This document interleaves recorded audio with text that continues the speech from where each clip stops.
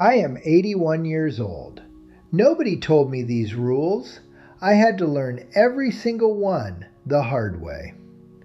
My name is Henry Lim. I am 81 years old. I was born in a small village in southern China, and I have lived long enough to watch the world change 3 or 4 times over. I came to this country with nothing but a suitcase, a few dollars folded inside my shoe, and a belief that if I worked hard enough, everything would fall into place. And for a long time, I believed that working hard was the same thing as living wisely.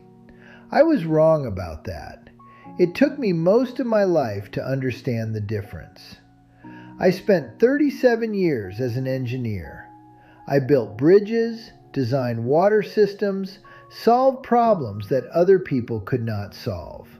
I was good at my work. I was precise. I was disciplined.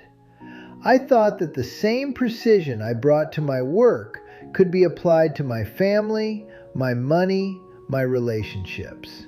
I thought that if I planned carefully enough, nothing would go wrong. But life does not follow engineering principles.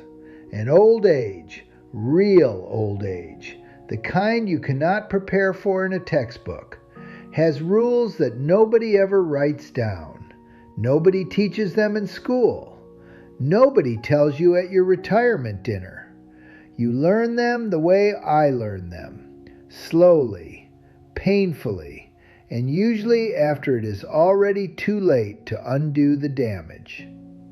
I am telling you these rules today because I wish someone had told them to me. Not a professor, not a self-help book, just an old man who has made enough mistakes to know what they cost. The first rule: never tell your children exactly how much money you have. I know this sounds cold. When my son David first heard me say this, he looked at me like I had insulted him. He said, "Baba, you don't trust me?" I said, "David, I trust you completely. It is the situation I do not trust." Let me tell you about my friend Winston. Winston was a good man, generous, warm, the kind of man who always paid for dinner and never asked to be thanked. When he turned 72, he sat his 3 children down at the kitchen table and told them everything. The savings account, the investment portfolio, the value of the house. He thought he was being responsible. He thought transparency was a gift.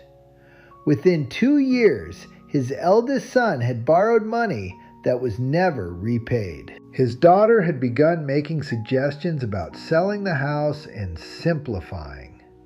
His youngest had stopped visiting as often, but had started asking more questions about the will.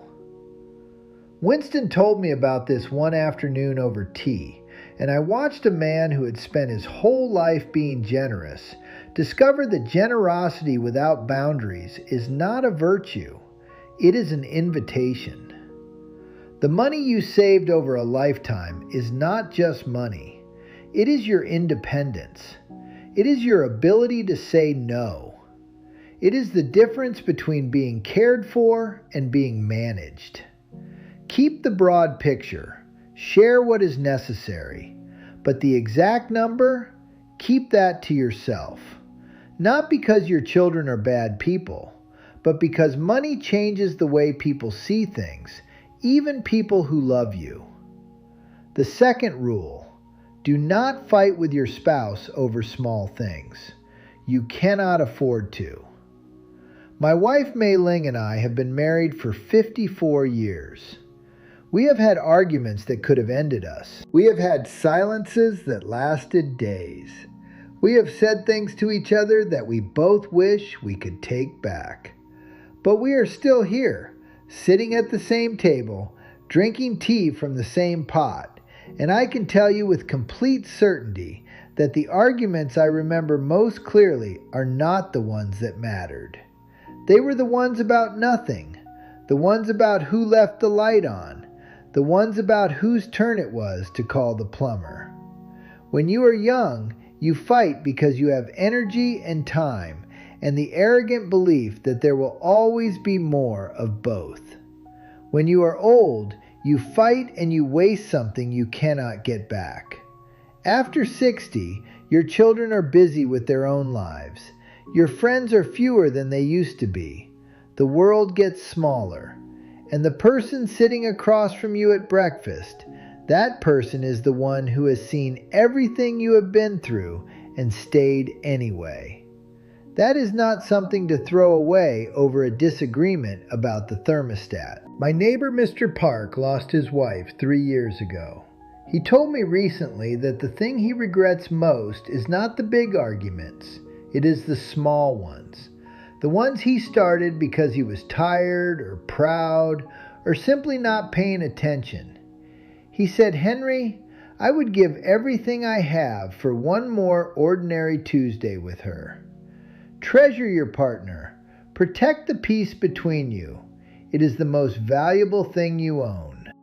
The third rule: do not sacrifice your health and your savings to raise your grandchildren. I love my grandchildren. I want to be very clear about that before I say what I am about to say. I love them completely. But love does not mean giving everything you have until there is nothing left of you. When my daughter-in-law went back to work after her second child, there was an assumption, never spoken directly but very clearly understood, that Mei Ling and I would take over. 5 days a week, full days, cooking, bathing, school runs, homework. We did it for almost 3 years, and I watched my wife age in a way that had nothing to do with time. She was exhausted in a way that sleep could not fix. She stopped doing the things that made her herself: the painting, the morning walks, the phone calls with her sister. She poured everything into those children and had nothing left for herself. I am not saying do not help. Help when you can. Be present. Be loving. But set a limit. Your health is not a renewable resource. Your savings are not unlimited. And your grandchildren, as much as you love them, have parents. Those parents are responsible for raising them. You have already done your raising. This is your time now. Protect it. The fourth rule: hold on to your home. Do not give it up, no matter how sweetly they ask. There is a saying my mother used to repeat when I was young: the man who owns his roof owns his peace. I did not fully understand it until I was in my 70s. I have a cousin, his name is Raymond, who sold his house at 78 because his son convinced him it was too big and too much maintenance. The son found him a smaller apartment closer to the family. It sounded reasonable. It sounded like love. Raymond moved in, and within 18 months he was miserable. The apartment was not his. The neighborhood was not his. The rhythms of the place were not his. He had nowhere to go that felt like himself. He told me on the phone one night, "Henry, I gave up the only place in the world where I knew where everything was." He was not talking about furniture. He was talking about himself. Your home is not just a building. It is the place where your life happened. It is the kitchen where you cooked 10,000 meals. It is the garden you planted and tended. It is the chair where you sat and thought and rested. Do not give it up because someone else has decided it is inconvenient. As long as you are able to live there safely, stay. Your home is your independence. And independence at our age is everything. The fifth rule: stay independent. Do not become a burden. Not because they will resent you, but because you will resent yourself. When I was young, I watched my own father age. He was a proud man, a man who had worked with his hands his whole life and never asked anyone for anything. But in his last years, he stopped doing things for himself. Not because he could not, but because it was easier to let others do them. And I watched something leave him. A light went out. He became smaller somehow, more distant, less himself. I made a promise to myself then that I would not do the same. I still cook my own breakfast. I still manage my own finances. I still drive myself to my doctor's appointments, though Mei Ling has opinions about this that she expresses regularly. I still fix small things around the house, not because I need to prove something, but because every time I do something for myself, I remain myself. The moment you stop doing things, you stop being the person who does things, and that person is hard to get back. Independence is not stubbornness, it is dignity. It is the quiet, daily act of remaining who you are for as long as you possibly can. The sixth rule: when you visit your children, do not stay too long. This one took me years to accept. It felt like a rejection the first time my son suggested, very gently, very carefully, that perhaps 2 weeks was a long visit. I was hurt. I went home and I did not call him for 3 days, which is not something I am proud of. But he was right, and I understand it now in a way I could not then. His home is his home. His routines are his routines. His marriage has its own rhythms and its own private language. When I am there for too long, I change the air in the room. Not because anyone is unkind, but because a guest, even a beloved one, is still a guest. And guests who stay too long stop being guests and start being a weight, even when nobody says so. The best visits are the ones that leave everyone wanting more. Come, be present, be warm, be fully yourself, and then go home while they are still glad you were there. That is the visit they will remember. That is the one they will ask you to repeat. The seventh rule: do not lend money to people who cannot afford to lose your friendship. I have lent money 3 times in my life. I got it back once. The other 2 times I lost both the money and the relationship. And I can tell you that the money was the smaller loss. The first time was a colleague from my engineering days, a man named Thomas, who needed a loan to cover a business shortfall. He was embarrassed to ask. I gave him the money without hesitation, because that is what you do for a friend. He paid back half of it over the following year, and then stopped. He never mentioned it again. Neither did I. But something between us was broken. We still had lunch occasionally, but it was never the same. The ease was gone. There was always a small, invisible ledger sitting between us on the table. The second time was a relative. I will not say who. The money was never repaid, and the relative stopped coming to family gatherings. I do not know if it was shame or simply convenience. Either way, I lost a person I cared about over an amount of money that, in the end, I could have afforded to give as a gift. If you want to help someone, give what you can afford to give and call it a gift. The moment you call it a loan, you have created a debt that will collect interest in ways that have nothing to do with money. The eighth rule: do not interfere in your children's decisions about their own lives. My son David bought a car I thought was too expensive. He bought a house in a neighborhood I thought was too far from the city. He chose a career path that I spent 2 years quietly worrying about.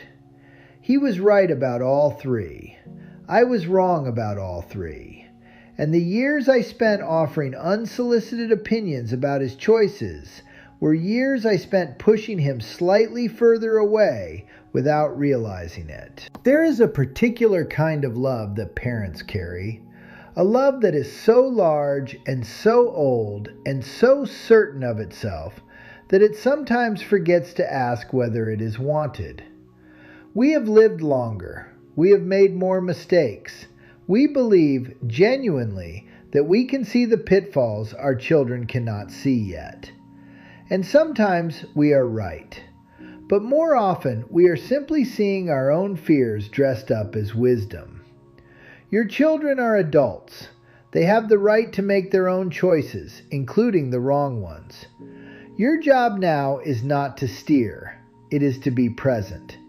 To be the person they can call when things go wrong, without fear of being told, "I told you so." That is the most useful thing you can be. Not a navigator, a harbor. The 9th rule: do not lie awake at night carrying what cannot be fixed before morning. I spent years doing this. Years. Lying in the dark at 2 in the morning, running through problems that had no solution at 2 in the morning. Money worries, family tensions, health concerns.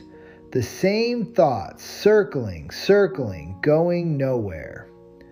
My doctor, a quiet man named Dr. Huang, who has been treating me for 20 years, told me something once that I have never forgotten. He said, "Henry, the body does not know the difference between a real threat and an imagined one.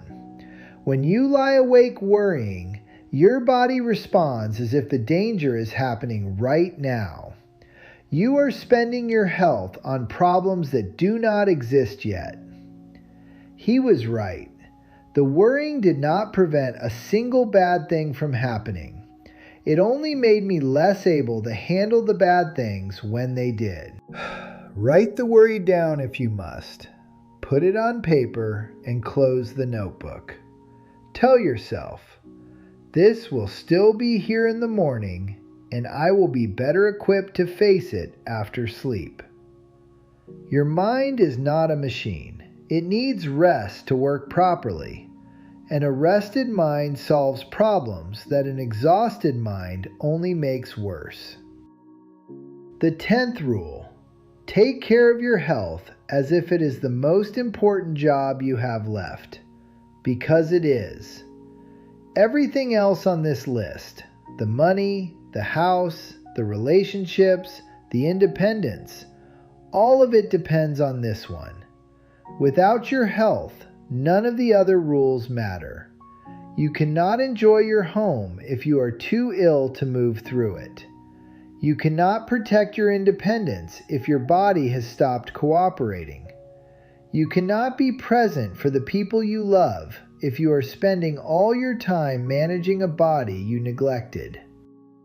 I had a health scare at 74, a cardiac event, minor as these things go, but enough to stop me completely. I lay in that hospital bed and I thought about every meal I had skipped, every checkup I had postponed, every warning sign I had explained away because I was busy or because I did not want to know. I thought about Mei Ling sitting in the waiting room. I thought about my grandchildren. And I made a decision in that hospital bed that I have kept every day since. Your health is not just for you. It is for everyone who loves you. Every walk you take, every checkup you attend, every meal you cook with care, these are not acts of self-indulgence. They are acts of love for the people who need you to stay. The 11th rule: spend the money, enjoy the life. You earned it. My father saved his whole life. He saved through hardship, through lean years, through times when saving meant going without things he genuinely needed. He saved because he believed that the future would be the time for enjoyment. And then the future came, and he was too old and too tired and too set in his habits of deprivation to enjoy what he had saved. He died with money in the bank and a list of places he had always meant to visit. I found the list in his desk drawer after the funeral. It was written in his careful handwriting on a small piece of paper that had been folded and unfolded so many times it was soft as cloth. Japan, the mountains of Yunnan, the coast of Portugal. He had been carrying that list for 30 years and had never acted on a single item. I took Mei Ling to Portugal 2 years ago. We were the oldest people on the tour by at least 15 years. My knees ached every day. We got lost twice. It was one of the best weeks of my life. Do not wait. The body you have at 70 is better than the one you will have at 80. The energy you have today is more than you will have tomorrow. Spend the money on the things that make you feel alive. That is what it was for. The 12th rule: do not fear growing old. Fear wasting it. Old age is not the enemy. I have come to believe that completely. The enemy is the belief that old age is something to be endured rather than lived. The enemy is the habit of shrinking, of doing less, wanting less, expecting less, because you have decided somewhere along the way that the best of your life is behind you. I know men my age who have made themselves old long before their bodies required it. They stopped learning new things. They stopped going to new places. They stopped having opinions about things that mattered. They became comfortable in a way that is really just another word for stopped. And I watch them and I think, that is not rest. That is disappearance. I am still curious. I am still learning. I am still wrong about things and willing to admit it. I still have arguments with Mei Ling that end with both of us laughing. I still call my grandchildren just to hear what they are thinking about. I still sit on the porch in the evening and feel something when the light changes. That feeling, that small, quiet sense of being present in your own life, that is not something age takes from you. You have to give it away yourself. Do not give it away. The last thing I want to say, I have given you 12 rules, but the truth is, they all come down to one thing: protect your life. Not your money, not your house, not your reputation, your life. The actual experience of being alive, of being present, of being yourself in whatever time you have left. You worked hard to get here. You survived things that were not easy. You built something, a family, a home, a self, and that is not nothing. That is everything. And now, in these years that remain, the work is different. The work is to live well, to be at peace, to love the people who deserve it and release the ones who drain you, to spend your mornings the way you want to spend them, to eat the meal you want to eat, to take the trip you have been postponing, to say the things that need to be said before it is too late to say them. Nobody wrote these rules down for me. I had to find them in the wreckage of the mistakes I made. I am writing them down for you so that perhaps you do not have to find them the same way.